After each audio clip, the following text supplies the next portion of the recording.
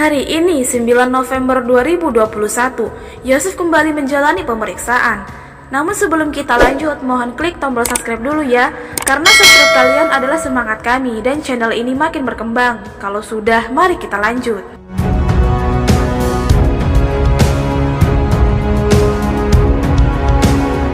Kasus pembunuhan ibu dan anak di Subang kini sudah memasuki hari ke-81 sejak ditemukannya mayat korban Tuti Suhartini dan Amalia Mustika Ratu pada 18 Agustus 2021. Pekan lalu, Muhammad Ramdhanu alias Danu diperiksa berturut-turut oleh polisi Polres Subang sebagai saksi kasus pembunuhan Subang. Keterangan Danu sendiri berubah-ubah sehingga muncul adanya sosok Banpol, padahal sebelumnya tidak ada. Kini giliran Yosef Hidayat yang akan diperiksa polisi sebagai saksi kasus pembunuhan ibu dan anak di Subang. Rencananya pemeriksaan Yosef akan dilakukan di Polres Subang pada hari ini Selasa 9 November 2021. Iya, Pak Yosef akan diperiksa hari ini Selasa 9 November 2021. Ujar kuasa hukum Yosef, Rohman Hidayat melalui pesan WhatsApp Selasa pagi. Rohman Hidayat menyebutkan sedianya berdasarkan surat pemanggilan, pemeriksaan akan dilakukan pada Senin 8 November 2021. Namun pemeriksaan hari tersebut batal. Lalu kemudian dijadwal ulang hari Selasa 9 November 2021. Ia tadinya hari Senin namun tidak jadi dan dijadwal ulang hari ini, ujarnya.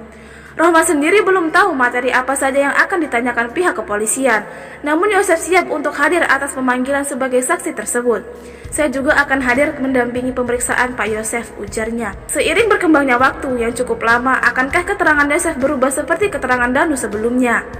Danu sendiri sebelumnya tetap pada keterangan semula, hanya saja seiring waktu akhir-akhir ini pada saat pemeriksaan di kepolisian berubah. Bahkan dirinya mengakui masuk menerobos garis polisi, masuk ke TKP dan membersihkan bak mandi.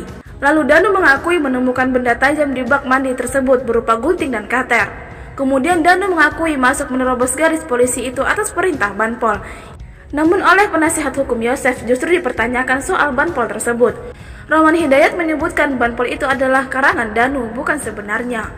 Rohman Hidayat beralasan karena tidak ada sepanjang pemeriksaan tentang sosok Banpol tersebut. Baru muncul pada akhir-akhir ini dan itu pun tiba-tiba Danu membuat pengakuan seperti itu. Rohman Hidayat malah meminta Danu ditetapkan sebagai tersangka karena telah menerobos garis polisi.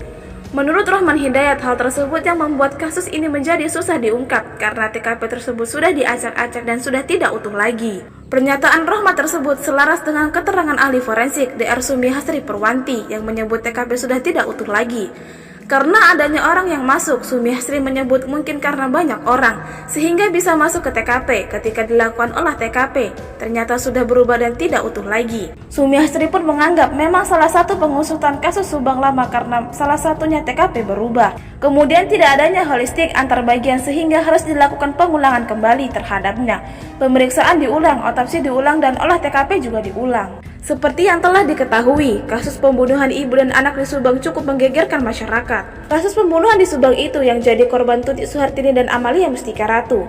Jasad pembunuhan ibu dan anak di Subang itu ditemukan di dalam bagasi mobil Toyota Alphard miliknya yang diparkir di halaman rumah korban Kampung Cisiut, Kecamatan Jalan Cagak, Subang. Awal ditemukan Yosef, suami sekaligus ayah kedua korban. Saat itu pada Rabu 18 Agustus 2021, Yosef baru saja datang ke rumahnya sehabis menginap di rumah istri muda. Namun saat hendak masuk rumah, ternyata sudah berantakan dan penghuni rumah Tuti Suhartini dan Amalia Mustika Ratu tidak ditemukan. Kemudian Yosef bergegas menuju kantor polisi dan tidak lama lagi kembali ke rumahnya.